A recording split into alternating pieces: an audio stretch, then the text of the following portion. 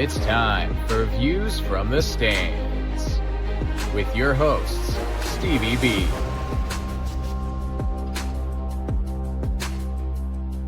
G-Mike, and BC.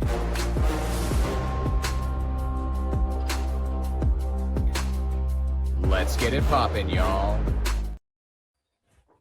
All right. It's a Friday night. Welcome to Views from the Stands. We're extremely happy for you guys to be joining us tonight. We have a jam-packed show with you. Of course, we have a very special guest coming on, which we'll be introducing here in a few minutes. But it is good to have the boys back in the building. It's been a little minute since we've all been able to hang out. So, G-Mike, how are you doing? BC, not all at one time. How are you guys doing? Feeling good, baby. Feeling good. It's Friday night. Talk some sports, and then after, play a little bit of dominoes, hang out with the family. Feeling good, feeling blessed. And kind of a little bit the same, man. Ready to get it popping. Spring training baseball was great. Time to get into some good old views from the stands here. Like the intro said, let's get it popping.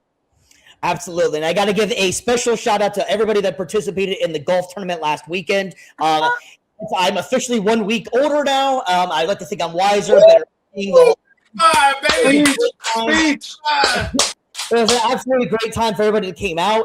We're hoping to do this again here in about a couple months. Maybe I'll get a little bit better weather over here in Florida. And G-Mike's going to be joining us. Maybe BC might be able to come in. Maybe our special guest maybe ought to fly out and he'll maybe join us as well. We'll see. But honestly, thank you very much for everybody that helped out with us setting it up.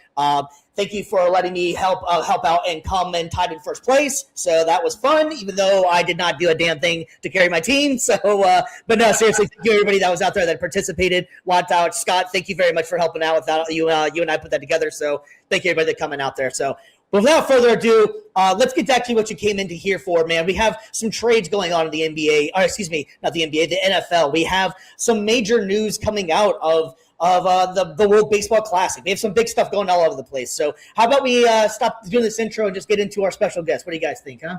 Let's do it. Special guest Views from the Stands.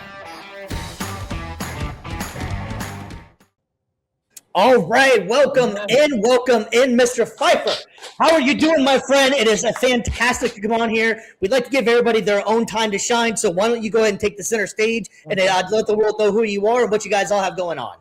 Absolutely. Stevie, G-Mike, BC, first of all, thank you guys so much for having me. This is special. This is spectacular. I don't often get to be a guest on somebody else's show, so you see behind me, BTS, Beyond the Surface on X-Rated Sports Networks. That's X-Rayted. Yeah, exactly. By the way, I appreciate that, BC. That's what that is our logo right there. From our founder and fearless leader, Dr. X, Dr. Phil McDonald. So yeah, Rick Kamla is our main host. He's a 15-year veteran from NBA TV, NBA radio. We've got Dwight Walton, who is a Canadian basketball legend. We've got the doctor himself, and then me holding it down in the LA studios when we do our show. We're mostly NBA. We cover all the sports, but we're live every Monday, every Thursday, 2 p.m. Eastern. You can find us on YouTube. You know what the best thing is? That doesn't interfere. You can still catch our show too, because we're Tuesdays and Fridays. So this is a win-win. Yeah. It's right there. There you go. Don't step on toes, right? Why would you have somebody on who's gonna do it? There we go. So hey, so you were telling us an interesting thing. So you guys have an interesting name. Why don't you go ahead and explain a little bit of how that name got started as well, and what's the X and everything about? Yeah, so Dr. Phil McDonald, aka Dr. X, follow him, like, subscribe, Instagram, the whole nine. He is a radiologist by trade, so it is X-Rayted, right? And you're never going to forget X-Rated Sports Network, XSN. I mean, that's going to stick in the head. So a little double entendre for you right there. That's why we do it. But, Beyond the Surface is now our flagship show. We're going to be expanding from there, but we've been live about 6 months, doing it twice a week. And we'll see what we'll see what comes out of the ecosystem and what other shows we'll be doing. Yeah, Awesome. man. To talk about the X-Rated network, how long has that been going on? Do you guys have like a specific channel on certain platforms or streaming networks, or maybe even cable itself? Man, you guys are really putting the promotion out there. We appreciate it. Thank you very much. Yeah, no, it's been going on about 4 years, but the first 3, I don't want to say we were dormant, but we were kind of chopping it up. We'd record here and there and put a lot of our stuff on Instagram, growing that base. So now we have over 150,000 Instagram followers, and that is real. The show itself, Beyond the Surface, that got us on YouTube. Now, that's really where the show lives, but it is on X-Rated Sports Network on YouTube. But Beyond the Surface is our flagship show, and now we're growing on there. Again, that's really where you want to watch us live. From there, we'll probably grow and we'll get on other channels, and we're starting to talk to some other potential networks and some other apps, some other outlets. But for now, it's a YouTube show. Okay. Dude, if you want to start talking about NBA, because I want to know what you think about the playoffs are around the corner. A lot of questions are coming about, NBA awards, what teams are going to be making. Bring it, man. Bring any question you got. I'm ready to answer your question. You're right. We're 6 weeks away from these playoffs. I mean, like, this is the year. This could not be more exciting. Like, I haven't seen this in like a decade plus. Like, the way the NBA is unfolding right now, the top 20 teams, especially the top 12 teams, like, it's as good as it gets. Yeah, no, and I'm going to just hit you with the one that everybody talks about the most. Who do you think are going to the NBA Finals? Yep. Yeah, look, I got OKC again. I just feel like coming out of the West, and I understand San Antonio's been waxing them this year. You know what's interesting? You look at Vegas, like Vegas actually still has Denver as the number 2 out of the West in odds on the favorite coming out of there. After those top 3 teams, pretty big drop off. Like Houston, but they got their warts. Minnesota, but they've got their bad days. And other than that, like big drop off behind them. Out of the East, everyone's darling Detroit, but there's a couple of things that's going on with Detroit. Like, you can lock Cade down, and if you lock Cade down and you get physical with the rest of that team, like, might not be as good as you think that they are. So, interestingly enough, Jason Tatum coming back tonight, right? Let's see what he does. Boston now, the odds-on favorite coming out of the East. I'm still taking Boston. Joe Mazzulla's coach of the year. He really is. And it was an interesting swap out when they let Anthony Simons go, because he was clearly a top 5 guy, coming for 6 man of the year, right? And brought in Vucevic and said, no, we need the size behind Nemish Queta. But like that's working. That is absolutely working. We'll see if Tatum gets inserted back in this lineup. We'll see if Jaylen Brown plays nice, but why not? Let's go Celtics OKC. I'm not coming off the chalk. I found it interesting what you were saying too about Detroit, because I feel like if you play Detroit, how Detroit plays everybody else, they don't like it either. So I think that Detroit, they have their moments, and Detroit reminds me. We were talking about this a couple of weeks ago. Detroit reminds me of a great March Madness team that they could beat you one night and they can bully you, can do all that stuff. I have a hard time seeing them win an entire series that way because of just their offensive weapons. And I agree with you, Cade is great, but I feel like they just need one, maybe 2 guys short of being an actual, I think, presence in the East, in my opinion.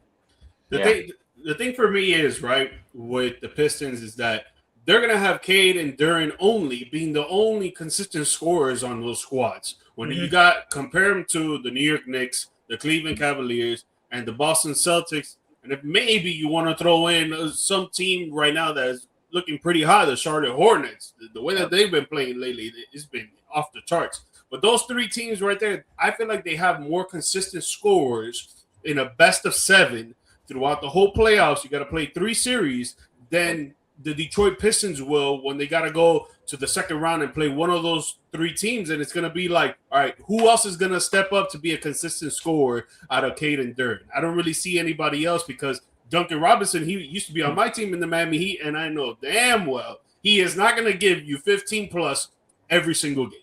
Yeah, not even close. I got a question for BC, because if I'm correct, like I said, all your logos popped up, right? Like all the teams that you guys have affinities for. I think I saw the Magic for you, right? Like that's your squad. I mean, are you excited for this year, or are you disappointed? I mean, I know how I feel about it, but where are you at with them as a 6 seed right now? Like, are you disappointed where this season's ended up?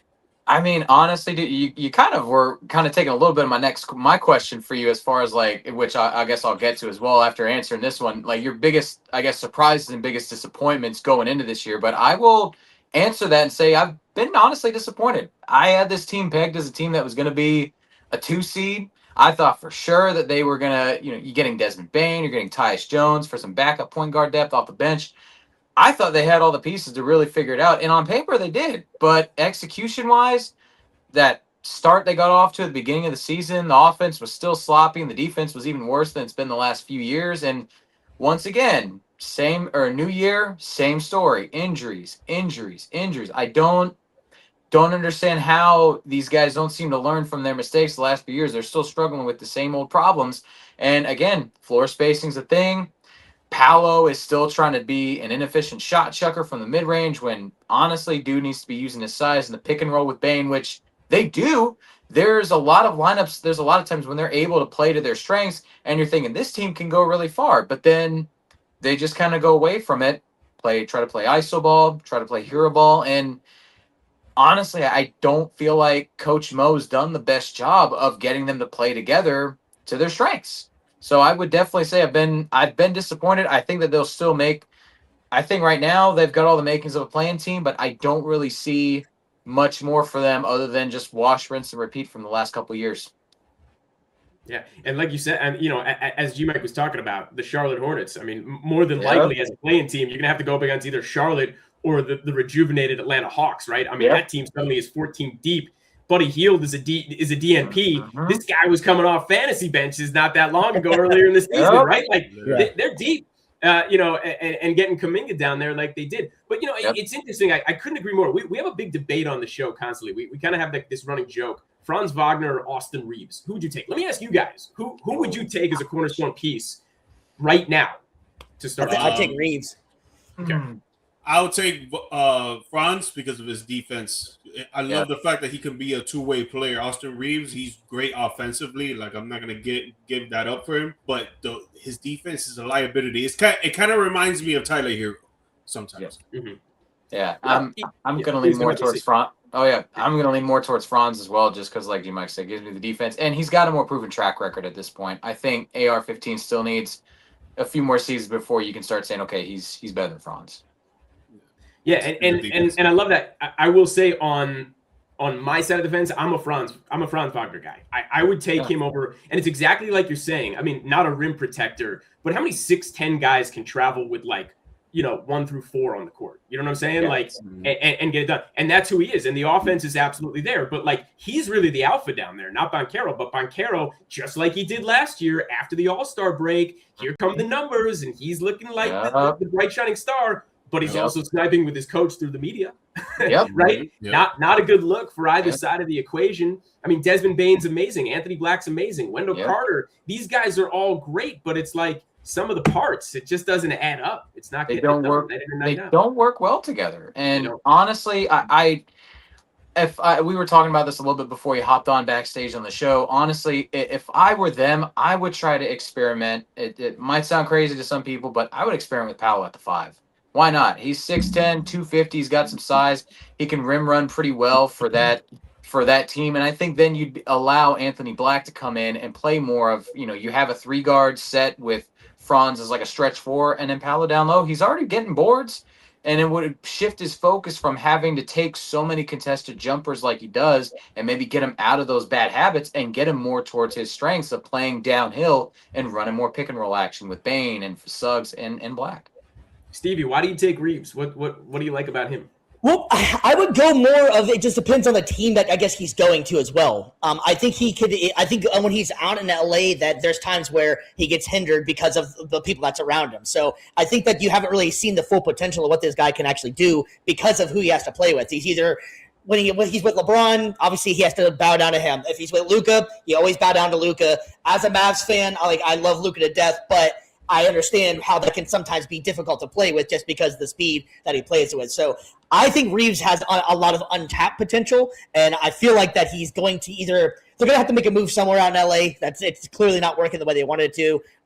So either he's going to be one of the core pieces, or they're going to maybe have to move on from him or something. But I just think Reeves has so much untapped potential to let him actually shine. So that's why I was going to go with him. I think we've already kind of seen what Franz can do. I feel like that he's kind of not plateaued, but I feel like we got it already. You're the number 2.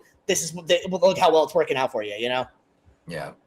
Honestly, it should be a 1. But I am curious to now. I think that he really does have the skill set to be a 1 on this team. Or even just a 1A, 1B with Paolo, if Paolo would just learn to not try to be so hands-on with the entire team. But this kind of goes into my question now to you, AM. What team has been, in your opinion, maybe it is the Magic, or maybe there's somebody else that you've seen over the course of the season, and you're like, dang, I really had sky-high expectations for this team, and they have just really let me down this year. Who would you say fits that mold the best in your opinion? Yeah, BC, I'm sorry to say, it is the Magic. You know, you go top to bottom. Because you look at the other teams that are tanking. I don't think I had sky high expectations for any of them. I look at that team and I'm like, you guys should absolutely be a top 4 team in the East. That's just it's just the reality of the situation. You look out west. I mean, again, it's kind of chalk where it's at, other than San Antonio becoming who they are and Wembanyama just absolutely taking them into a stratosphere. Even Devin Vassell, like there's just so many role players down there, and Castle and Harper, like how fast they've come along. But you know, there's more exciting teams this year that were unexpected. Toronto's an unexpected team. Obviously, the aforementioned Charlotte Hornets, like the most. I mean, just insane, the 16-3 run they're on, right? Like, because they're getting it done on both ends of the floor since January. This is 8 weeks now of them effectively being the number 1 team net rating in the NBA over 8 weeks. That's absurd, you know? But they're doing it. Charlotte finally getting a pick right. What's that?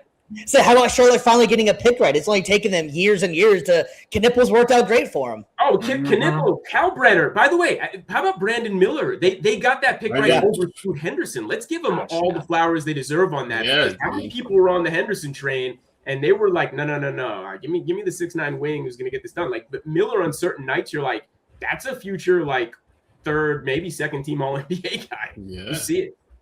No, definitely. Well, he was great in college too. It just sometimes takes a little bit of time for these guys to get the right set and right transition and stuff. Obviously, he had all the drama going on at Alabama, anyways. I'm pretty much positive with Alabama, but I think maybe now that's behind him and all that good stuff, maybe he's actually finally starting to shine and be the player most people expect him to be, because he was highly touted and you didn't know what you're going to get out of him. So it's kind of nice to see him actually living up to that potential, because some of these guys, they have sky high potential and it just doesn't really ever work out for him. But I feel like it's all timing too, because I feel like the NBA media, and especially the mainstream, when it comes to ESPN, TNT before, and these big time networks, they like to put these guys on the highest of pedestals, and it's like, dude, they just got into the NBA. They gotta get with the flow of the game, with the movement, with the speed, with the IQ. Like it's a lot that goes into it. You can't just go from one league to another and expect the guy to be on top of everybody just because they say so. Like I feel like once you give them time, give them like a year or 2 under their belt, then they start to get comfortable, and then they really find out who they're really going to be. They're going to be a role player, a star player, or a guy that's going to get pushed out the league. Yeah, great points. Yeah, and I think a prime example would be my boy Cooper Flagg. Now, I admit I was kind of nervous the first few games. And I don't know what if I was just expecting the next LeBron right off the bat or something like that. But at first I was like, man, this guy, maybe he just was overhyped and stuff, but took him a little bit of time. And honestly, putting him in the position that he's in, maybe not the point guard position, that's still TBD if that actually makes sense. Doing him no favors in the first 15 games. I think the overall, hey, you're going to be our guy. And I think that really did kind of help him shine a little bit. And hey, maybe get that confidence. I can do this. I can be the centerpiece of this team, and they can build around me kind of thing. So I think that you're right. It just depends on the timing, and these guys sometimes need a little bit of time. Yeah, and to answer BC's question, I'm sorry, Steve, but that's the team that's most disappointing to me. I felt like Cooper Flagg, Anthony Davis, obviously Kyrie, he got that injury, so you can't really do anything. They sat him out for the rest of the season. I'm sure he could have came back maybe in a few weeks or something like that, but obviously it's just smarter to sit him out. But that whole team that they had constructed, and with Jason Kidd at the realm of coaching that team, I felt like they were going to be a great 3-and-D team overall, and then you're going to have some key players who can actually give you 30 points, like Anthony Davis, Cooper Flagg sometimes, and Kyrie. But, dude, man, the way that it just turned out for them is like it was a dumpster fire. The way they were almost constructed to me remind me of how Orlando was in the last couple of years. To me, they were going to be all defense and not scoring as much. You didn't have as much scoring, but you're not going to be able to score on them either. So that's kind of how I thought the season was going to go. And it turns out that's not true, and a lot of people have scored on them. So, I did not see that one coming at all. Who would have thought that having balance to your team, not just focusing on one side or the other, produces winning basketball? Genius idea. Right? Such a strange concept. This other question I wanted to ask you, right? Because mainstream media is always talking about the Lakers, always talking about Bron, and they should at sometimes, but not all the time.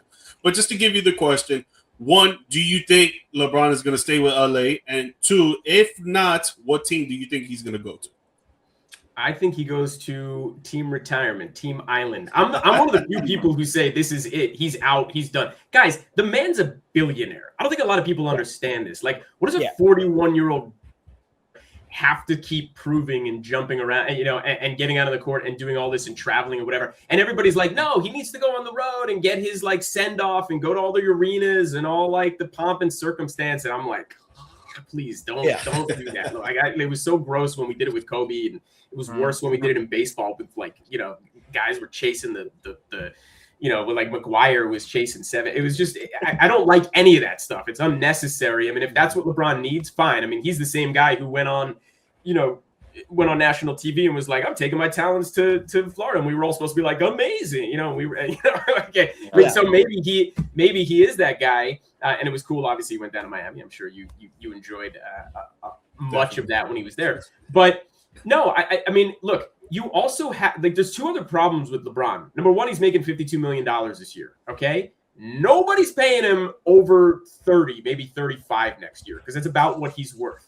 Does LeBron want that? Again, he's a billionaire, and maybe he does because he needs another ring or chase or whatever it is. And like that's number one. But number 2 is he also has to be convinced to go to a team that is going to be in contention, who probably needs him to be a role player.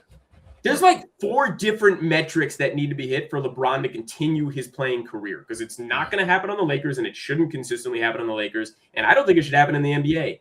LeBron, I think it was just yesterday you passed Kareem for most field goals made, right? Like this is it, man. You're amazing. Anyone who has LeBron as their number 1 over Jordan, I never fight them. I'm not that guy. Jordan will forever be my number 1. I mean, until somebody else comes along. But like, I get it. He's that amazing, and it's worth the conversation. Mm-hmm. But personally, I think he retires, and I hope he retires.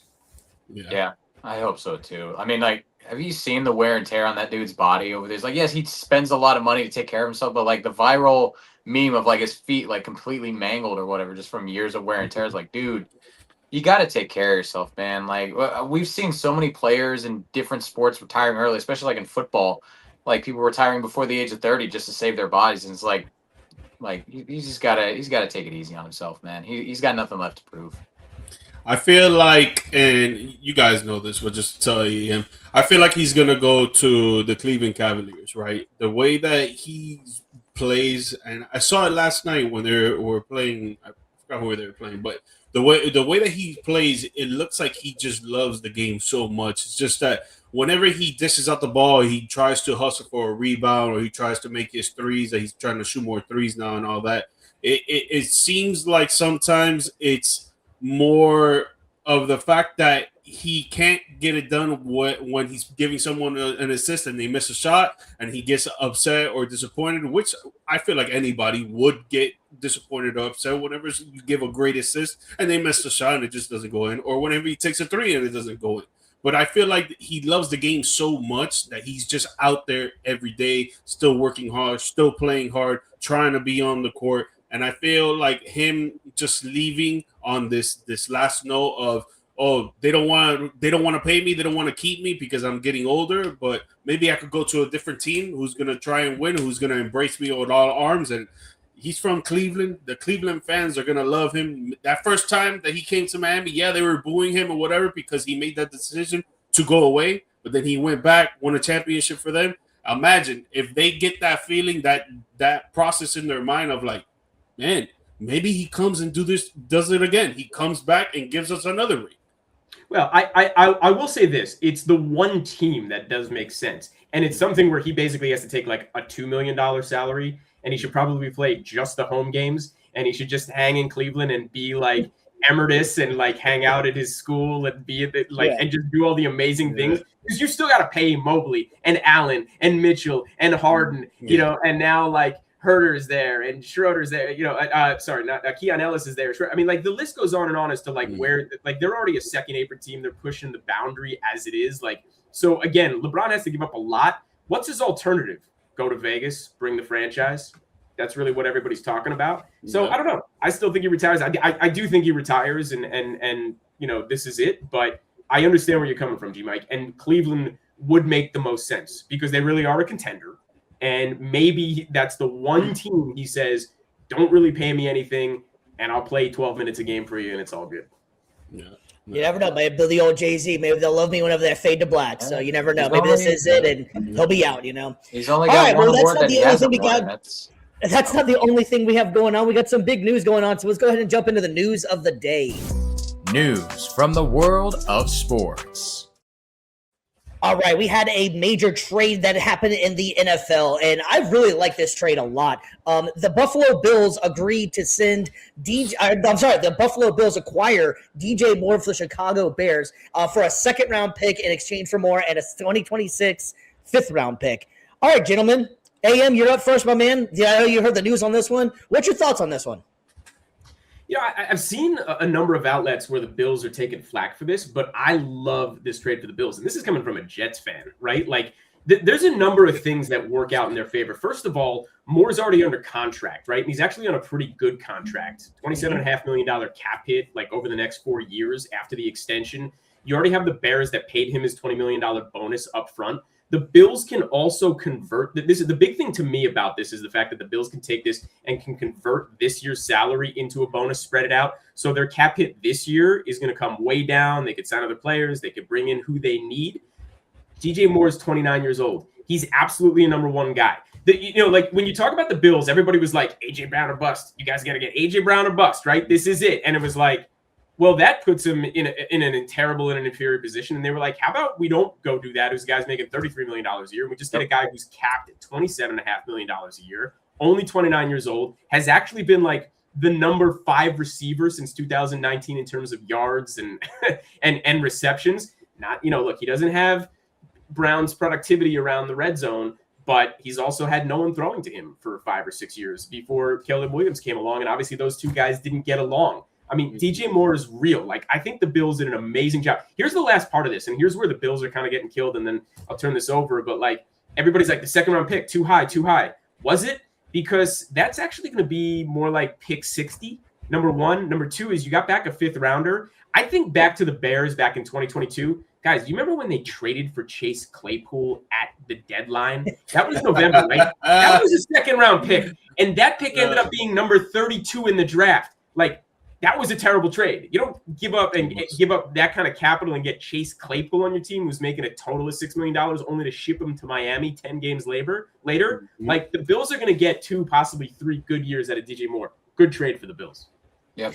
Yeah, I think there's a couple other things that go along with this trade as well, and I do like it. I think like it was pretty even for both guys, and I like the fact you were saying the second round pick. I forgot all about that Chase Claypool thing. That I only remember Chase Claypool never playing for anybody else. But having said that, DJ Moore also played with Joe Brady in Carolina. He also put up a 1,500-yard season, I think it was, with Carolina in that time.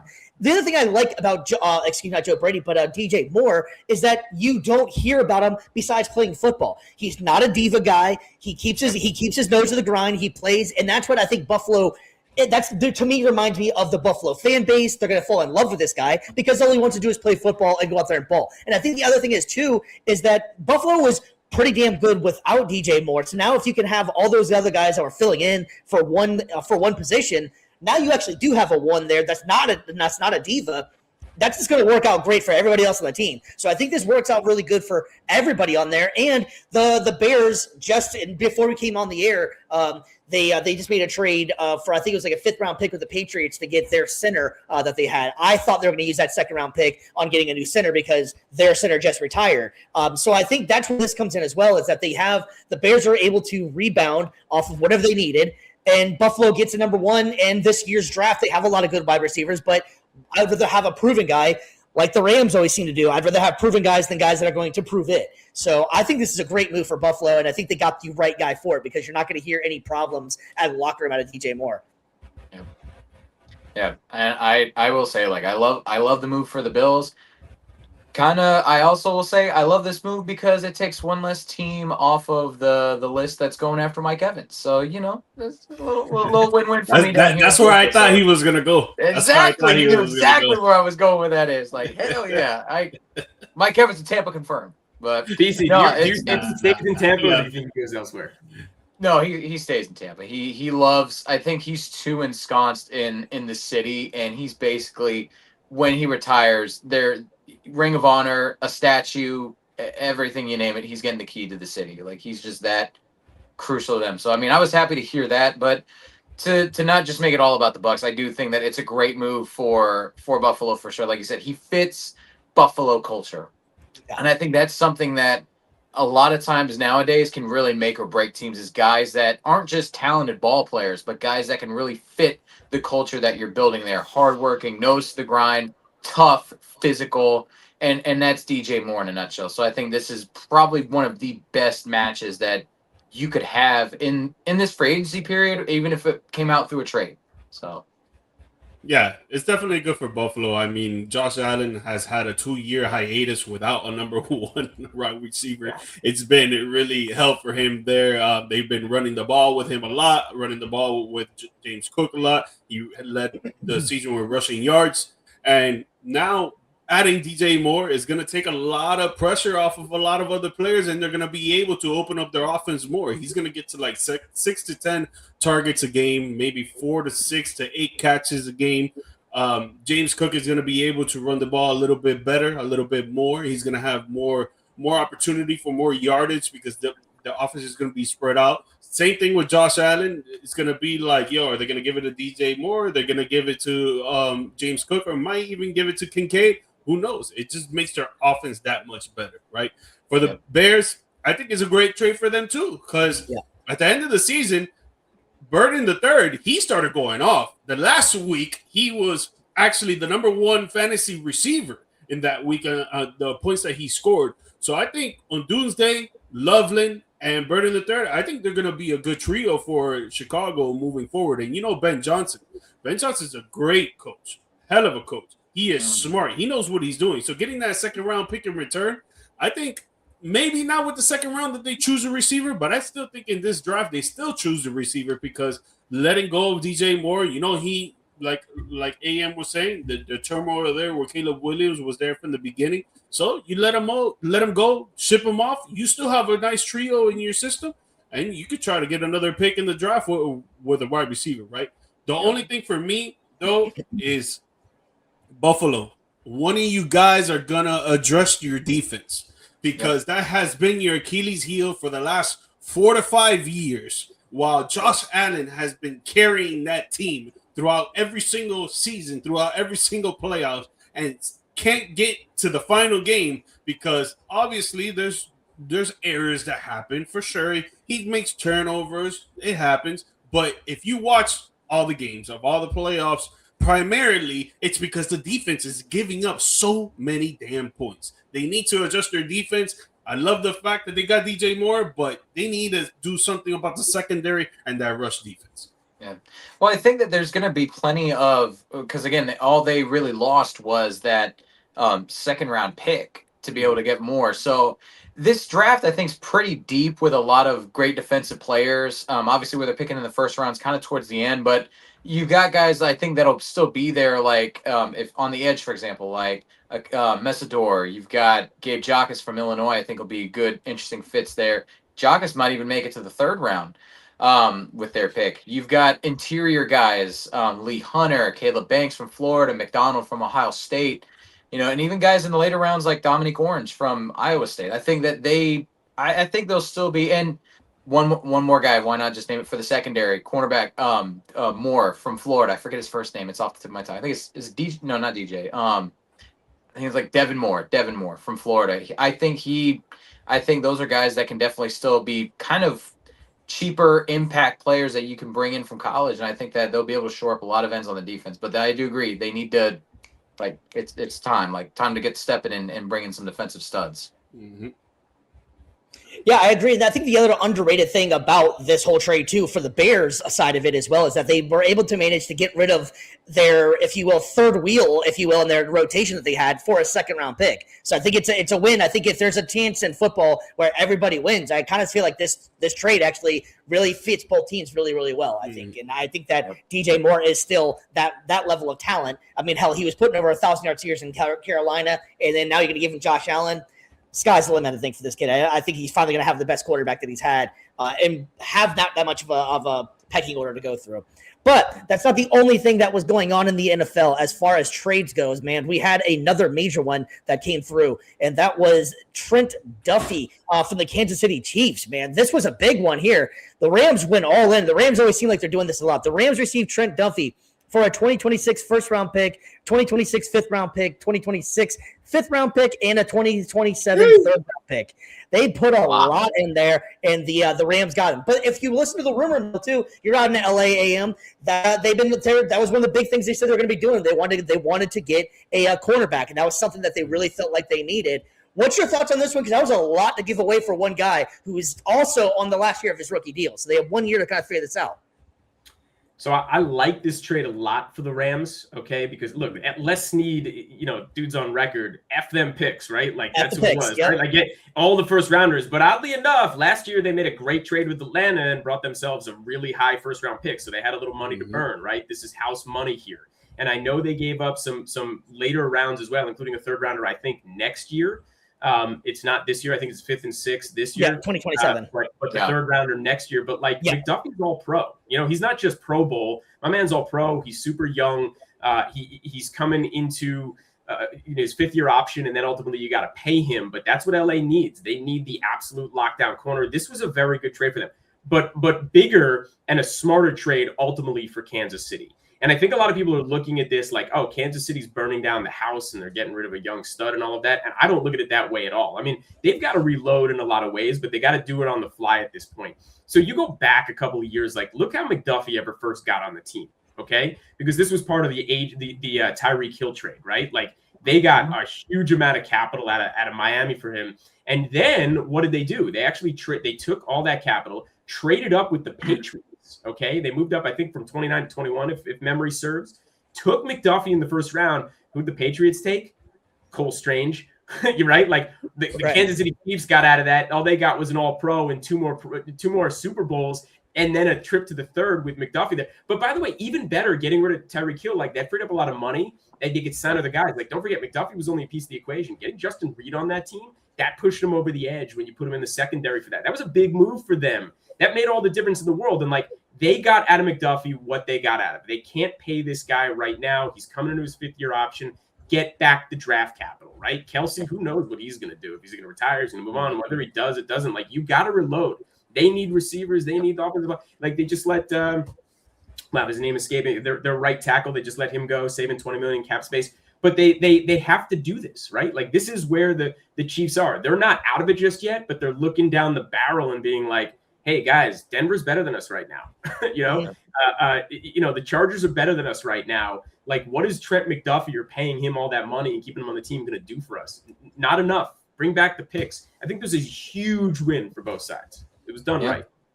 Again, I think this draft is so deep with players at the positions that they need, whether it's up front or even in the secondary, at tight end. Like I think. There's a lot of tantalizing picks that Kansas City could potentially pick, and they're picking relatively high this year in a lot of those spots, and then being able to acquire, and then also being able to acquire later round, the later round picks of the Rams too. That's going to come in handy. Like you're going to see probably what they were able to pull off in 2022 happening in 2026 for sure. Yeah, I think in the first 4 rounds, I think they have like 5, 6, 7 picks, something like that. Uh-huh. Let's see. They got a first round, they got a 5th round, and they got a 6th round. Plus what they already had. Out of the trade, plus exactly. They had some compensatory picks, I think, as well. But that's trade bit capital, right? I mean, move up, move down. Yep. The rich get richer, right? Yeah. This goes to show that LA is trying to go all in with Matthew Stafford there. They want to do everything in their power to try to get another Super Bowl with Matthew Stafford there. Because if we really think about it, they were a few points away from going to the Super Bowl, man. I mean, their only threat right now, as it seems like, is the Seattle Seahawks. And the way that the Seattle Seahawks beat them is because their secondary was weak. Now you bring in Trent McDuffie, which he's great. He's an all-pro, but I feel like they're still going to need a little bit of more upgrade either on the other side of the ball or the safety hub, right? Because their run defense was great. Their pass defense was just not even in the middle of the pack. I think it was in the bottom pack of the league, in my opinion. But Seattle's the team to beat right now. They know it. And Seattle knows it that LA is right on their heels that they want to beat them. Obviously, in the same division, they're going to see each other twice next season, maybe again in the playoffs. And Matthew Stafford doesn't look like he's going to be taking that many years. This past year, he literally played on an epidural.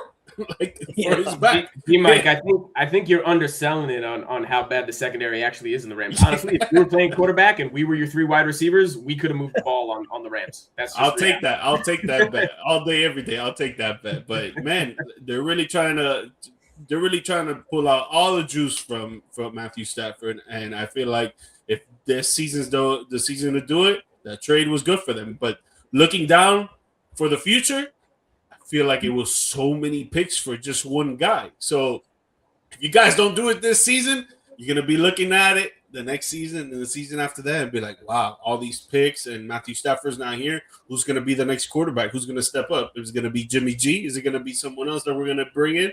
Who knows? So I feel like they really need to do it this year with this type of trade. I feel like that's one of those questions, though. Would you rather just get the ring, have one ring, and then be a playoff team for the next couple of years, or is it worth just being a playoff team because that's pretty much what they are right now? So I think you have to sometimes make that big move just to get that ring. I mean, if that's what the end all be all is, then that's what it is. You play to win the game. Yeah, exactly. That's perfect. We're gonna get an audio recording of BC and put that here. Yo, give me all the viral sports meme clips. I will do my best. All right, we're gonna give you a little bit more time to shine because we're gonna go ahead and jump into Braden's bullpen and talk about this World Baseball Classic. America's pastime from Brandon's bullpen. All right, Mr. BC. Man, this World Baseball Classic, I've been really, really excited about. I've been watching games all day long, listening to them on the radio. I found myself listening to Great Britain and Mexico this afternoon because I had nothing better going on in my life. I woke up at 6:30 in the morning. I'm watching Japan versus Chinese Taipei, man. This has been a lot of fun, and I think it had a lot to do with the last Baseball Classic where that USA versus Japan and how it all came down to it. So I think the momentum was really riding high, and I think with USA Hockey winning that stuff, I think everybody's in that country pride about right now. So, BC, my man, take it away and tell us a little bit more about what we got going on with the Classic. I mean, I was very excited for this World Baseball Classic. I feel like a lot more players, especially with how great last one went out, I thought for sure that interest was at an all-time high. And then Aaron Judge came in and delivered the most boring, cringe pregame speech, hype speech, whatever you want to call it, for Team USA that I have ever seen. Why did you make this man do that? He could not be any more cringe. Yeah, it's like they're trying to make him Captain America, and it's like, you need to stop. Let him be him. Don't do it. It's cringe. There's a reason why we don't do this crap anymore. Stop it. But that, there with his arms like this, looking up. Yeah, it's like I was just ready for them to play the Captain America theme in the background as he's doing that. It's like Avengers. Chris Evans pops up out of nowhere. You just hear him drop an Avengers Assemble line, but yeah, no, this is going to be a really good World Baseball Classic, I think. I'll try to keep it short and sweet so that way we can keep the discussion. We can maybe do a little bit more discussion as well amongst ourselves. But just looking at it pool by pool, I'll kind of give a little bit of my predictions for how I think each one's going to go. Pool A, it's a pretty relatively competitive pool, but my favorites coming out of it, I got Puerto Rico and Canada leading that one surprisingly. I think in Pool B we've got I don't have to change it much. I've got the United States and Mexico taking that one. I know Stevie B was hyping up Great Britain. I just don't think that you're going to be able to compete with North America here. No, this is our sport. It hasn't been your sport since Stick Ball. Go back to playing that. Indeed. So Pool C, cricket. There we go. Pool C, man, you guys already know. You already saw them in the finals last year against the United States. You got Japan. It's Japan's pool in that one. Who's going to be the unlucky soul that has to compete with them in that? And I've got Korea. Baseball's always been really solid over there. They've got some good, solid hitters over there. And after Chinese Taipei just getting absolutely dog walked by Japan, it's just like, no. That was bad this morning, dude. How the hell is Shohei going to have almost half the points by one person, man? The guy's just absolutely amazing. If he doesn't put up that kind of a show in the regular season this year, I'm going to be pissed. Yo, really quick. Is he the GOAT? Like already? we had this conversation on our show, and I think we all agreed he's the GOAT. He's the GOAT. It's hard not to. Although I want to see him get a Cy Young award before I'm ready to crown him the GOAT. If he does that, that's something nobody's ever done. I will crown him the GOAT. He might be the GOAT in any sport if he does that. Yeah, literally. Yeah. That's another debate there then. Yep. And then finally, Pool D, honestly, I think the two teams out of this is going to be the closest one of the two, but Dominican Republic and Venezuela, I think that's going to be a dogfight of a pool, though, too, just between those two alone. But yeah, I would say I'm not gonna. We'll kind of keep it going as the World Baseball Classic goes on after the next pools. But I will say I've got those 8 teams advancing on from each of their pools, and I mean if we want to go top to bottom, who our predictions are to win it all, we can do that. Whatever you guys want to do with regards to that, I'll save my prediction who I think is going to win at the end. AM, you got any disagreements on that? I don't have the disagreements on what he said. I think Australia, didn't they come out the gate hot, right? They're already up 2-0. Right. That's what I was going to say. Australia's an underrated team. I don't think they can beat Japan, but Australia's an interesting team. Yeah, and I do love the Great Britain impressions. And it's true, by the way. You think of that squad, and it's impossible not to think of them doing anything but playing baseball. All in my mind, it is literally them playing cricket or soccer or just anything other than the actual game of baseball. They're going nowhere. Yeah. We got love for them on the show, but when it comes to baseball, honestly, in my opinion, when it comes to baseball, from all my life, it's always been the Hispanics that have been on top. But right now, that the way Shohei is playing, Japan goes back to back. Honestly, Mike, you brought up a good point. Here's what I will say about this particular year. I don't know if you guys pulled up the U.S. roster. Just kind of look. I'm sure you have. I mean, BC, you have. There's no question you have. But seriously, just click on a link, guys. It's the whitest team you've ever seen. The U.S. team. Yeah. I mean, literally, besides Judge and Buxton, it's a ghost town, man. It really is. It's weird to look at, and I don't I got to be honest. I got to disagree. You got to disagree?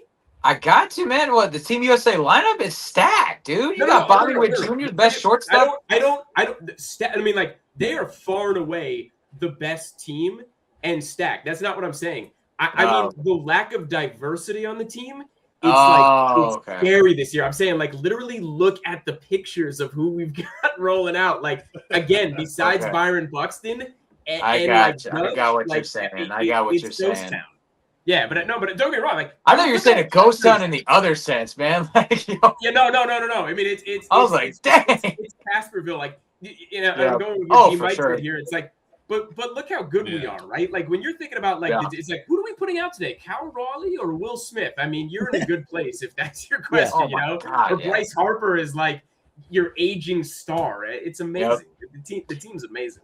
Yep. The one thing that I'm just curious with how they do is just, again, the lineup's always going to be stacked. I'm curious to see how just pitching continues to hold out.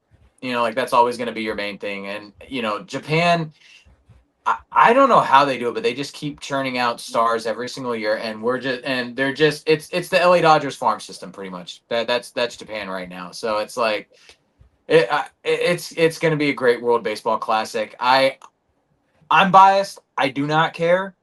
I got USA winning it this year. I think they'll pull off the upset, if you want to call it that, and stop the back-to-back. But give me USA, baby. That was one of my bold predictions of the year. Was USA will win the World Baseball Classic. I'm sticking with it, but I am. Damn it, we're not losing it like Canada lost hockey. Mexico's a very interesting team in Pool B as well. I wish they were in a different pool just for USA sake, but I think Mexico's a pretty damn good team as well. They had a lot of power on their team. I think it's gonna be a very great tournament, honestly, and I think it's a perfect time because it gets you hyped for the regular season of baseball. So I think that this is going to lead right into it, into the regular season. I think it's going to be a high year for baseball, especially coming off of that World Series that was last year. That was one of the best, most exciting World Series I've ever seen since I've been watching baseball. Like, and I think it was the perfect time. It was right after that. Then you lead into this, and then this tournament seems like it's just been a lot of fun. And I just think baseball's in a good spot right now. I think this might be a year that people might start rewatching baseball again on a regular basis. Personally, they just need to shorten the season. I think it's still too damn long. I would like 100 games. I think that would be fine, maybe, or something like that. I don't know owners are ever going to do it. They're going to lose money and all that good stuff, but I just think it's too long of a season. You can go 2-3 months and not watch one game and still just be excited and know just as much as you did. I just feel like it's too long, but that's just me up here. Shout out as well, real quick, before we move on as well, but shout out on Team Mexico. Jonathan Aranda from the Tampa Bay Rays represent, and then Mr. Randy Arozarena, Mr. World Baseball Classic himself from like 2-3 years ago with the great highlight catch. I hope that he has another one this year, because that man in the big stages like that man balls out. So I'm excited to see, former Rays legend Randy Arozarena. Not gonna lie, I got 100 on DR. Okay. Yeah. That's DR looks crazy, man. They wouldn't surprise me. Lineup, man. You got like Soto, Tatis, like isn't Vlad Jr., right? Like you got an absolute monster spot on the 3-4-5 hole. At the end of the day, obviously, I want America all day. But the way that DR looks, man, I don't know, man. It looks like it's their time. But I mean, that's what I'm saying about this World Baseball Classic is that when the last time, honestly, a bunch of people are all like, man, I can't wait to watch these games. I think baseball's in a great spot right now. I think that finally might have gotten rid of the older generation of like boring players. I think people are finally starting to embrace these young players, and they're having fun again. And I think that it's in a good spot right now. There's some stuff they need to tweak, but I think it's evolving. I think it's getting better. And honestly, I think with this Classic too, I noticed it with that pit clock is awesome. And I know it's been around for a little while, but I really noticed it just because I was tired at 6 a.m. when I was watching that Japan game. But it speeds up the game. It was quick. It wasn't much of screwing around. It got to the point, and it was fast. And that's what people have been complaining about, that it's just not fast enough. I wouldn't even mind if they added some of these mercy rules that they had. I didn't know anything about that until this morning. I just didn't follow the Classic enough, but you don't have to finish the whole game if it's that much of an ass whooping. They don't have to finish the whole game. There's going to be some old heads that are like, I paid $100 to come to this game. I want to watch it all the way. Dang it!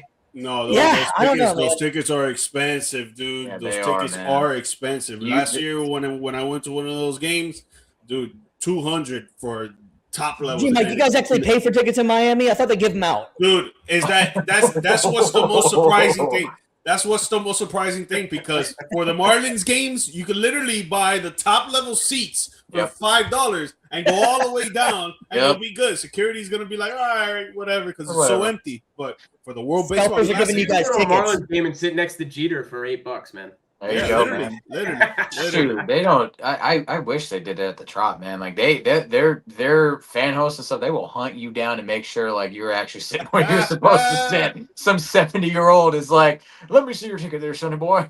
I work here. Yeah, for sure. No, dude, but for the World Baseball Classic, it was so packed. Like if you're a Marlins fan and you would go to a Marlins game and then you went to a baseball classic, like you would hear people say, "Yo, I've never seen this so packed."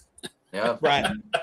It's a beautiful thing, and it is cool too. Like Steve, you mentioned the whole the pitch clock, all these different rules that they are doing to help speed up the game, make it go a little faster, limiting mound visits, making sure that there's a minimum of how many batters a pitcher has to face before you can replace them. Like I think a lot of this does help speed it up, and it was pretty cool though too to watch it coming up first through the minor league system. And then people, they get a little crotchety at first when they start implementing the new rules, but to see the game progress and evolve and become such a fan favorite now, like it has been, it's almost like a renaissance for baseball, and I love it. No, I agree. All right, so we all D Mike, you said you have Dominican Republic going for the championship. Is that what you're saying? That's not a crazy pick. I got it's not.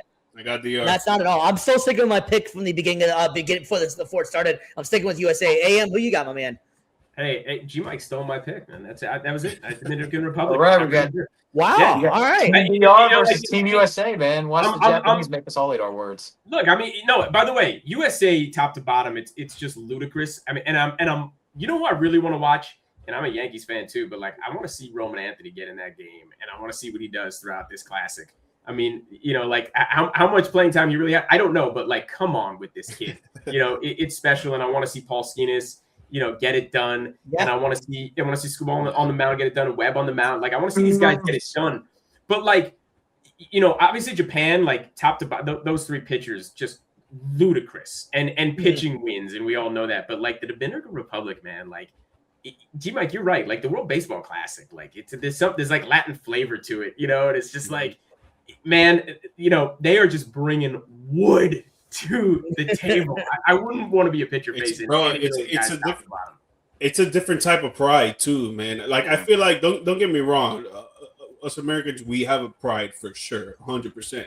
But when you're going up against like in these like let's say Olympics or these big time like classics like this or the World Cup and stuff like that, like these like third world countries and these guys that like really like come from this background of poor poverty and all this stuff, like they have so much pride in them that they want to win on top of the big screen. Again, Americans have it too, don't get me wrong, but it's a different type of level when it comes from these type of guys. Like it's very hard to explain. Like I think it just depends on the sport a lot too. There's certain sports that certain cultures just embrace a lot more. Yeah. And I think it's that maybe that pressure as well, like you said, like you're trying to get yourself to a higher level, of living and stuff like that. And so it's that pressure, but then it also, it can break somebody, but can also make diamonds as well. So it's like that's where like you see a lot of those guys being able to excel on that big stage when the lights are on brightest. So I think that's a great way to put it, man. Yeah, for instance, like soccer everywhere else. I lived when I was 7 years old. I lived in Kuwait for a year. And so soccer, it'd be straight desert, but you'd find soccer field. You'd find 2 soccer goals in the middle of the desert kind of thing. You know what I mean? So soccer is just one of those things, like you're saying, everybody has certain prides about certain sports that just represents the culture and that represents them on what they are and stuff. So I don't think that's like a crazy statement or anything like that at all. I mean, like Americans have certain stuff and other countries have different sports that this is it, Cricket, we're looking for cricket. You go to like India and these other countries and stuff, that is the big thing. That is the Super Bowl for them, So it just depends on the for us, basketball and football, obviously, but basketball, like you saw it in the Olympics with LeBron, Steph Curry, KD, dude, it was a different level of excitement. Yep. It really is. Well, moving on to a different sport that is definitely universal, man. We have a major fight coming up tomorrow night, and so let's go ahead and get into that fight night, baby. It's time for Fight Night from the stands. All right, this main event is for the BMF title. This is the second time these two gentlemen have stepped into the octagon. You got Max Holloway and Charles Oliveira. This fight is going to be electric here. And just some of the stats on here, 13 postseason bonuses. This is the most combined bonuses in a single matchup in UFC history. 21 postseason bonuses for Charles Oliveira on here. Dude Bronx. I think this fight is going to be so awesome. Now, this is also the second time these guys have fought. And the first time they fought wasn't that long ago. It was quite a while ago. UFC 74, and Oliveira actually lost to Holloway. Holloway went on to actually TKO him, which hasn't really been done very many times in Oliveira's career. BC, what is your thoughts on this fight? I can't wait for this one, and especially for the BMF. That's what it's all supposed to be about. I'm confused. What does BMF stand for? Can we say I'm that? I'm trying to stay on the air here, so bad mofo. Okay, I don't think that's PG. I would actually hear you say it if you're going to go with it. Then. I love this fight. I think this is like one of the best. We always talk about contrast of styles, strikers versus grapplers. I think honestly, you can't find a better definition of this than these two. You've got the Iron Man Max Holloway, who just knows how to go the distance, but also too has like the most significant strikes landed of any fighter in UFC history. And then Charles Oliveira, the most submissions by any fighter in UFC history. So it's like this is peak title, or quote unquote title fight right here. Honestly, this could go for the lightweight title and it would sell out. I love it. It's a great contrast of styles. And I think this is gonna be one of those where the rematch will definitely outshine the first fight, because that fight was the first fight was a little underwhelming. Holloway getting the dub, but it was more of just an early fight victory because of Oliveira getting injured. So I think it this was a minute and 39 seconds in the first round. Yeah, so this one's going to be a lot. This one I think is going to go a lot farther. I forget if the rules for the BMF title are the same as for actually one of their sanctioned title fights. If this is going to be a 5-minute round or 5-minute or 5-round fight or a 3-round fight. Stevie, you might have 5 minute. Yeah, they go for 5 rounds for the 5 minutes. Yeah. Copy that. So 5-round fight. Honestly, this is going to be one I think that goes into the championship rounds. It is going to be. It'll be a dogfight. It'll be a slugfest. But I think this is one where it is going to be a marathon, if anything else. Yeah. So if Oliveira, I saw his comments. He says that he can't wait to max the point in the middle of the ring and do the whole like fight me right here to the end, right? I feel like if Oliveira does try to go blow for blow with Max Holloway, I think Max Holloway is going to win this, right? Yep. But I see Oliveira as more of a submission type guy. So totally. if he's playing mind games with Max Holloway and saying that he's going to go blow for blow, but then he changes up his technique and his fighting style that he's going to go up against him, I think Oliveira could take it on a submission. Yep. But with a BMF belt, you would think, and the fans want to see, is going blow for blow. That's what the belt is for, the baddest mother effort. To see the two baddest dudes in the UFC go blow for blow and try to knock each other's heads off. And if it does come to that, I got Max Holloway.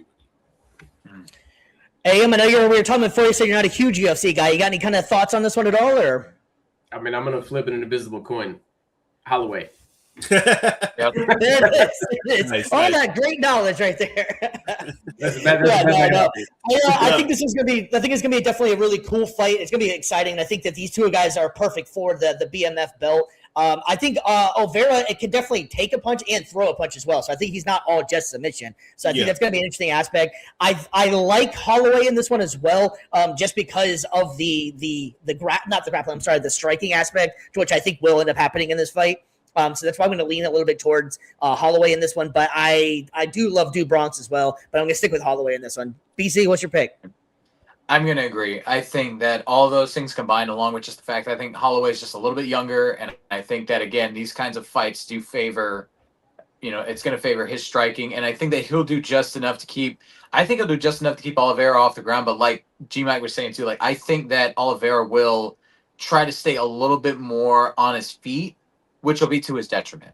Honestly, if he would play to his strengths to get on the ground, it's going to be Oliveira, hands down. But I just don't think that that's going to be the case. And I think Max keeps him standing up. And I think that this goes in the 5th round. And I think that Max is able to pull it away at the end there.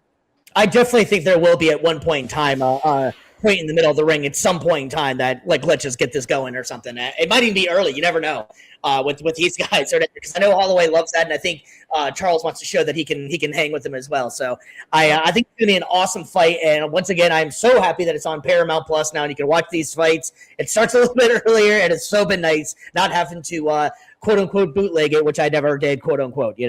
Anyway, none of us did. It's completely legit. All right, fellas, we got one more segment of the night, and this one's going to be a lot of fun. It's our Down Bad debate. It's time for the Down Bad debate. Right, fellas, we have a very, very fun Down Bad debate here. And so this one is going to be all NBA, and I know AM is going to kill us and knock it out the park. All right, you can pick one team. If anybody has the same team, it's fine. Just whoever you think is going to win. So team one, you got Chris Paul, Kobe Bryant, Kevin Garnett, Kevin Durant, and it looks like, Jesus Christ, I can't think of his name right. Help me out, guys. Joel Cinder. There you go. Kareem. Yeah, thank you. It's getting too late. I'm talking too much. All right, team two, Stockton, Allen Iverson, Tim Duncan, LeBron James, and Shaquille O'Neal. Team three, you got Michael Jordan, you got Magic Johnson, you got Dirk, you got Giannis, and you got the Joker. And team four, you got Steph Curry, Dwayne Wade, Hakeem Olajuwon, Larry Bird, and Karl Malone. All right, AM, you are up top. Give us your team and why. Well, first of all, look at all those Lakers up there. Second of all, is AI who chose this, that mishmashed and put all these teams together? Yep. We'll put Karl Malone there. This is amazing looking at these guys. Look at AI next to Stockton. He looks just pissed off that he's that's my backcourt running mate. I don't know. Definitely. I love that. I mean, look, honestly, the quick As so many of these guys are my top 10, and we can have a whole different conversation about that. But like team 3 just jumps out at me, and it's not just Jordan. Look at that backcourt. Okay, Yeah. You literally have the number 1 point guard of all time and the number 1 shooting guard of all time. Like, come on. And at some point, Jokic will probably take over as the number 1 center of all time. No offense, Kareem. Like, but if he's got another 6 years in him, like he could very well be the guy. And Olajuwon was amazing. Obviously, Shaq had his moments, but like that team is ridiculous. Giannis is playing the 3 on that team, and he's literally like, you're talking about 7 straight first-team All-NBAs and an absolute rim protector. And Dirk, I think, is a like career 37 or 38% three-point shooter. So I'm looking at some of these teams, and I'm like, some of these guys would never even shoot the 3. Like Kareem, he's never stepping back there. Olajuwon's never stepping back there. Dwayne Wade it was terrible at the 3. Though I love Curry and Bird together. Like that's sick. Like that alone, the sharpshooting. Yep. And Tim Duncan's actually number 5 of all time on my list of top 10 players of all time. I have him as number 5. But team 3 is like, get out of here. Magic can guard all 5 positions. Jordan was a lockdown defender at his height. Giannis is a rim protector. Jokic, dude, look at his numbers this year. Like, stop if you don't have him as your MVP at the moment. And I understand the SGA comparisons, but like, just stop. And Dirk can literally stretch the floor. Like team 3 blows the other 3 like kind of out the water a little bit. I don't know if I got to say anything because my man is completely correct. You know I cannot pick against my boy Dirk. Team 3 all day long for me in this one. I ain't got nothing else to say on this one. AM, you killed it, knocked out the park for me. Thank you. Happy to oblige. All right, so I'm gonna just go against. I'm gonna pick a team to go up against Team 3, right? And I think the best team here to go up against Team 3 will be Team 1.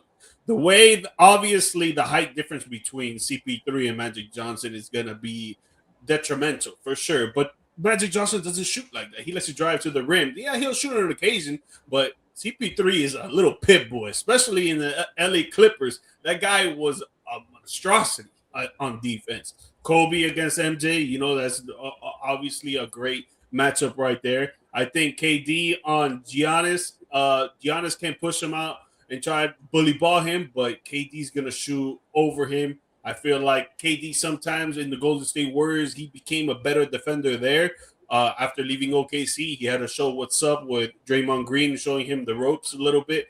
But just him being 7 foot and being able to shoot over Giannis, not completely over him, but he's going to be able to shoot over him.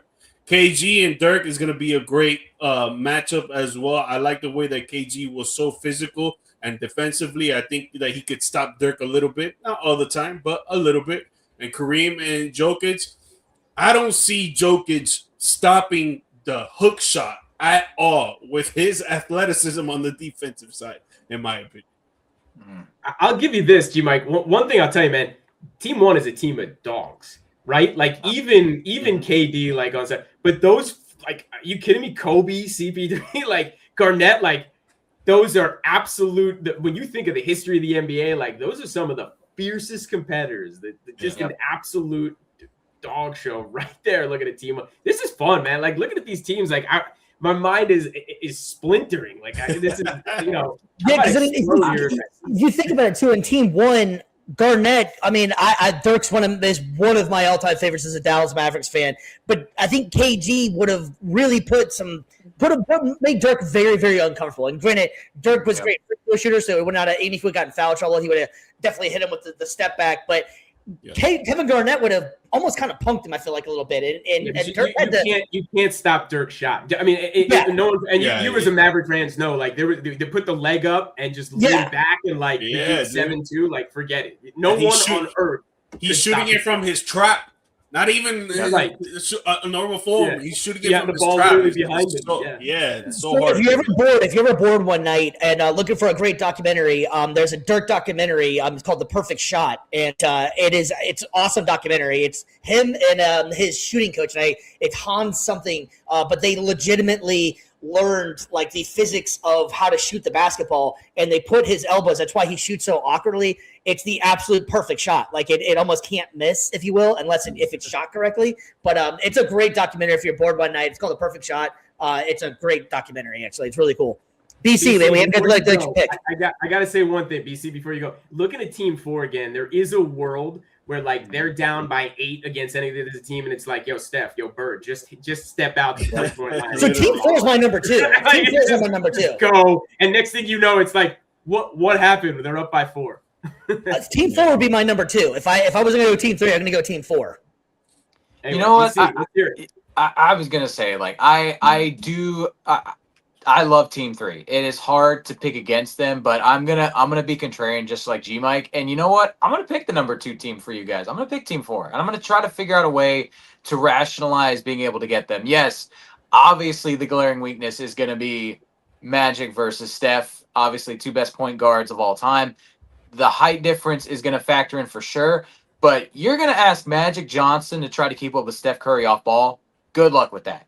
Steph Curry is running around, all the screens that he's getting set. And you got guys, every single one of those guys on that team is going to set up screens for that man. D-Wade, tough physical shooting guard. Old school heads with Hakeem, Bird, and Karl Malone. I don't like it because it's got Malone on the team, but I'm going to make do with it. That being said, but I feel like you could match up. If I'm specifically picking a team to match up against Team 3, I feel like Steph would give Magic a lot of fits on the offensive side, having to run around trying to play catch up, and he's going to shoot from anywhere on the floor and make it. See, I'd put Jordan on him defensively and let him, because Jordan at his apex was lockdown, right? And like, because Magic can play all 5 positions, like put Magic up against like Hakeem on certain plays, right? Or bully ball if you had to. But then I've got D-Wade that can be the ultimate cut man though, and absolutely go around everybody. All of this is just would be amazing, but like it when you look at Team 3, like they have it all. You know what I'm saying? Like that's the only difference. But there's no question that you put any of these guys against each other. Like some of them on some nights are gonna win. Yeah. But I like putting D-Wade against Mike. I like the fact that they're both kind of similar players in the sense of like they both really are on offense, especially like they love to slash, they love to cut. Both are incredible athletes. I think that matchup. MJ is gonna get more than D-Wade for sure, but I feel like D-Wade can do enough. Small forward wise, I would actually switch things around. I would put Karl Malone on Giannis, and then that way you've got 2 physical specimens going at it. You got the 2 guys that are just gonna absolutely just bully the crap out of each other. So I think that could kind of be a little bit of a wash, maybe. I like Bird on Dirk. Again, a little bit of a height difference, but Bird was a dog on defense, and I feel like Bird could do a better job on offense getting around Dirk than Dirk could on Bird. And then finally, Jokic, fantastic offensive player, probably will go down as the greatest offensive center of all time because of all the versatility he brings, not just shooting, not just passing. But I feel like if there's one center on here that could be tasked with keeping up with guys from the 3-point line on back, it's Hakeem Olajuwon. He wasn't just a great post defender. Dude also led the league in steals as a center. He was great at doing it all from anywhere on the floor on the defensive end. And again, great offensive player as well. He gives up a little bit of size to Jokic, but I think when it comes to pure offensive repertoire, I don't think Joker is going to be able to stop him as much on the defensive end as much as Hakeem could do on defense. So I'm gonna give Team 4 it just because I feel like they would probably be the best team to stop Team 3. So here's another problem with Jokic. Dude hates all-star games, so he'd probably hate an all-star team. Yeah, never put up for one game. You know what I'm saying? Like you want horses and I want the goal. So true.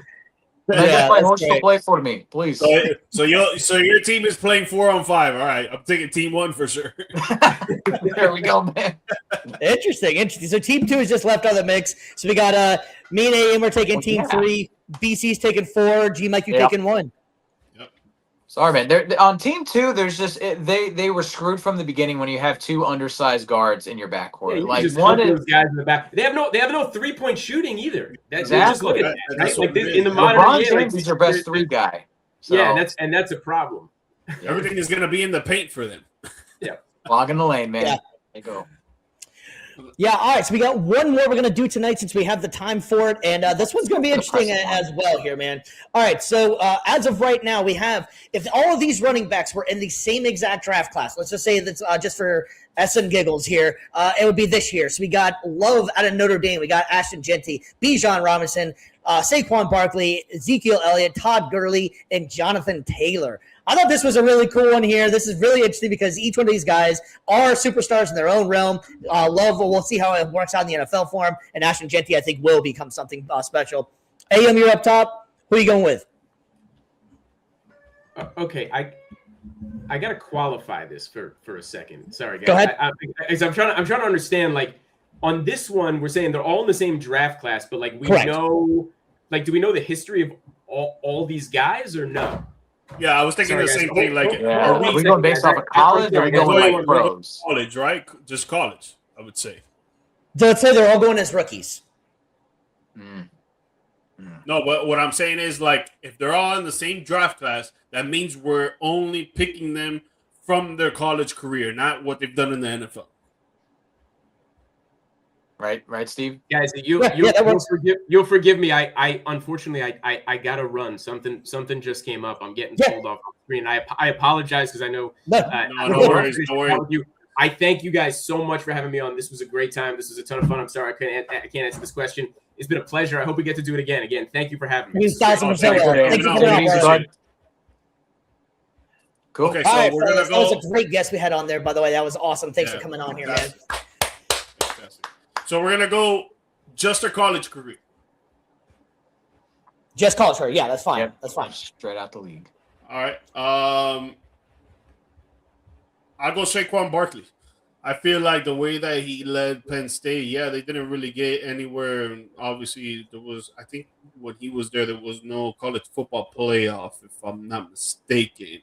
If I am mistaken, they really didn't get anywhere in the college football playoff. But the way that the buzz was going around Saquon Barkley coming out of Penn State, it was like, dude, the guy was going to be the next Eric Dickerson, the next Barry Sanders, the next LaDainian Tomlinson. Like, the guy, crazy athletic, got a lot of speed, strength. Like, if he's a DN, and the way that he just shifted that Penn State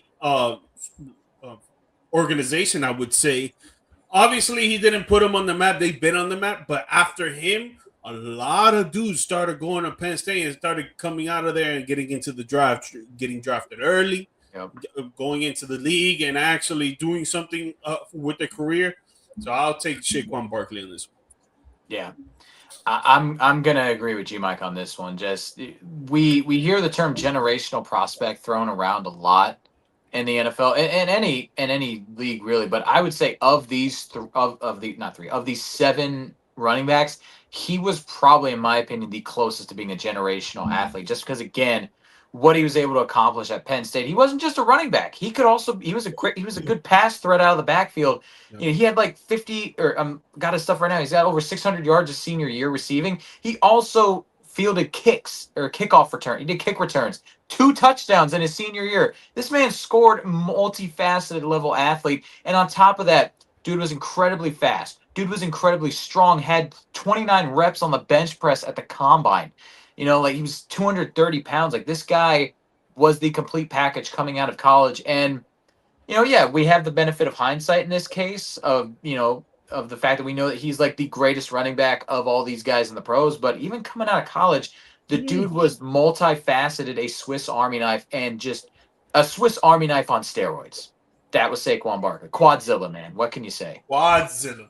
I can't disagree with you on this one, but I am going to disagree with you. I think I'm going to take Bijan still. I think Bijan, coming out of Texas, because he played in Texas, the lights were bright on him. Bijan was what Saquon was, but I think he had better hands than Saquon did in college. And I think Bijan has lived up to exactly what everybody thought he was going into the pros. And I think that Bijan is going to be taking over the league very, very soon, if he hasn't already. But Bijan coming out of college everybody just kind of had a feeling about this guy, that this guy was going to be it. Todd Gurley was great, and you can't forget about, I think Jonathan Taylor was like the most quiet one of these guys, but Jonathan Taylor put numbers at Wisconsin.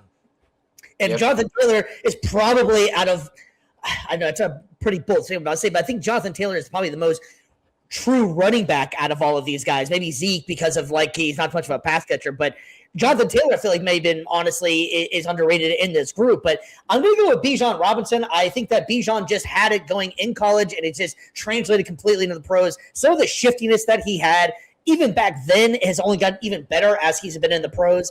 So I think I was going to take Bijan Robinson in this one. I will say as well, just to show some love to Zeke, of all these guys on this list, only one of them is a national champion.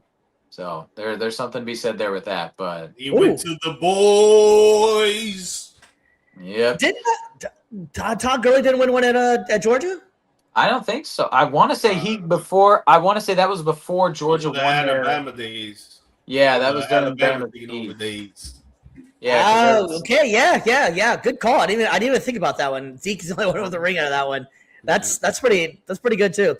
All right. So just for all intents and purposes, I'm taking Bijan Robinson. I'm taking Quadzilla, Saquon Barkley. Saquon. Mm-hmm. All right, we're going to go ahead and wrap it up for us tonight, man. We had such a great time. We want to thank AM for coming on the show. They have a great show if you haven't checked it out. It is a fantastic show. We are definitely going to be having them back on and hopefully can work with those guys a lot more. There was an awesome crew.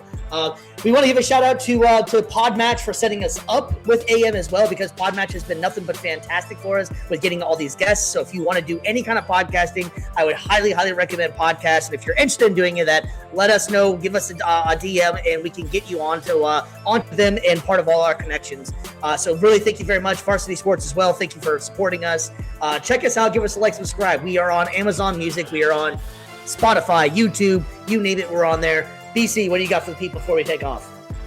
Man, you guys know you've been watching the show long enough. BC the brand _media. That's where my socials are at. That's where you can see the journey doing public address announcing, voiceover work, camera work for sports, and just trying to branch off into it, man. Give me a holler over there. Give me a follow. Just kind of see what it's like working in sports broadcast production. It's a great time, and just take a look. And then also Brandis Media. That's where the missus does her wedding photography, videography stuff. See if it's something you like. See if it's in your price range. We're in your budget. Of course, it's going to be great work because it's my wife. She's always a 10 out of 10. I said the thing, honey. I said that. I'm joking. No. That's where check her out, though. BC the brand _media for myself. Brand S Media for herself. I said it. Don't get the flip flop.